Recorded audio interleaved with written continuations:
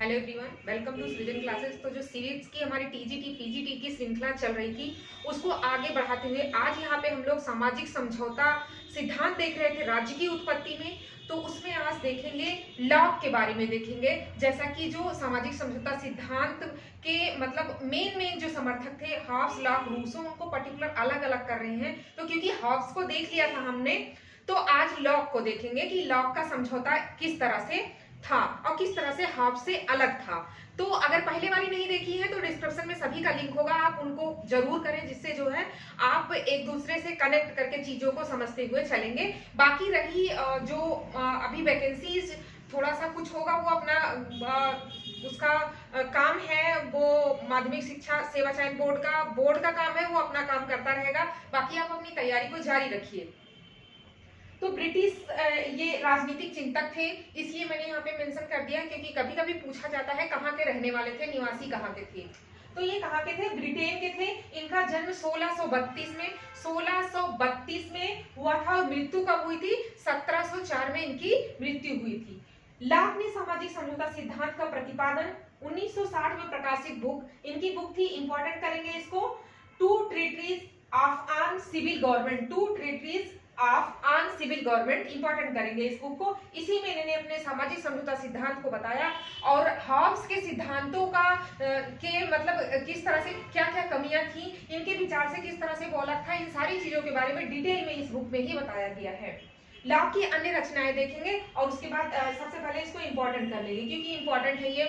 यहाँ पे उन्हीं चीजों को लिया गया है, किया गया है जहां से आपको क्वेश्चन मिलना बिल्कुल तय है, क्योंकि बुक्स तो आप पढ़ेंगे, आप भी पढ़ेंगे बुक्स को, तो बुक की सारी चीजें उतार देना तो फिर उसका कोई मतलब नहीं रह जाएगा। तो आइए देखते हैं ए लेटर ऑफ टॉलरेशन, ये जो है सहिष्णुता पर इनका पहला निबंध, सहिष्णुता पर पहला निबंध। इन्होंने सहिष्णुता पर 4 निबंध लिखे थे, तो इसी तरह से याद रखेंगे, एक को याद कर लेंगे कि किसने लिखा था सहिष्णुता पर निबंध, तो आप कनेक्ट कर लेंगे एक दूसरे से। तो इन्होंने 4 लिखा था, ये इनकी बुक्स है, जान लिया हमने।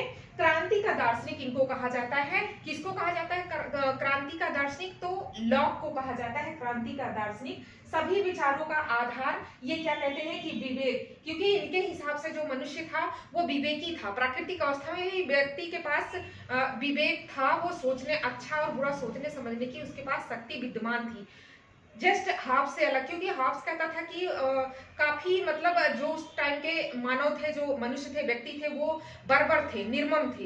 ऐसा नहीं था, बिल्कुल उसके विपरीत है ये।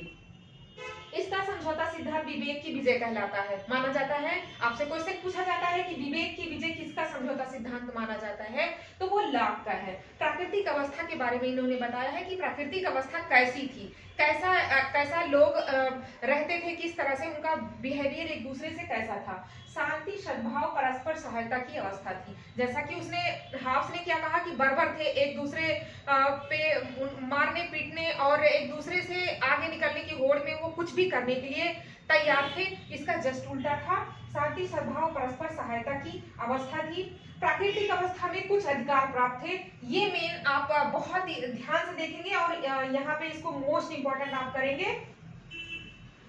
ये 2005 में टीजीटी 2005 में ये क्वेश्चन पूछा गया है कि कितने अधिकार थे प्राकृतिक अवस्था में लॉक के अनुसार। तो जीवन का अधिकार, स्वतंत्रता का अधिकार, संपत्ति का अधिकार। संपत्ति का अधिकार जो है सबसे ज्यादा जोर लॉक संपत्ति के अधिकार पर देता है। ये कहता है कि ये जो दोनों ऊपर के अधिकार है, जीवन का अधिकार, स्वतंत्रता का अधिकार, ये इसी पर डिपेंड है, संपत्ति के अधिकार पर ही ये डिपेंड है। ये कहता है क्योंकि प्राकृतिक अवस्था में कोई नियम कानून नहीं था, तो जो जितनी मेहनत कर लेता था, श्रम कर लेता था, तो उसी हिसाब से उसके पास संपत्ति हो जाया करती थी। इसीलिए जो है श्रम से संपत्ति उत्पत्ति का सिद्धांत भी पूछा जाता है आपसे कि श्रम से संपत्ति की उत्पत्ति का सिद्धांत किसका है, तो लॉक महोदय का ये है।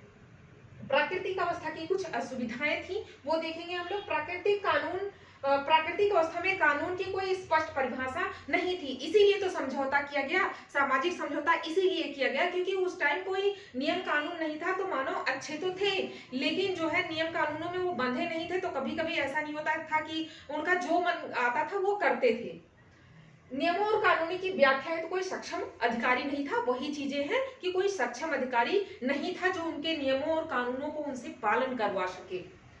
हाब्स और लॉक के समझौते में अंतर, यहाँ आप इसको ध्यान से समझेंगे तो काफी आपका कॉन्सेप्ट क्लियर हो जाएगा इन दोनों में।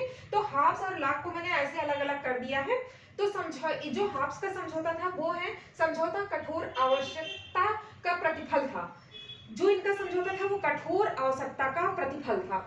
और लॉक का विवेक की विजय का प्रतीक था, क्योंकि विवेकी था मनुष्य, तो वो अपने अच्छे के लिए, अपने कि हमारा और हम किस तरह से अपने आप को कितने अच्छे से डेवलप कर सकते हैं उसके लिए उन्होंने समझौता किया। और सेकंड है, इसके अनुसार व्यक्ति अपना अधिकार किसी विशेष व्यक्ति या समूह को समर्पित करता है।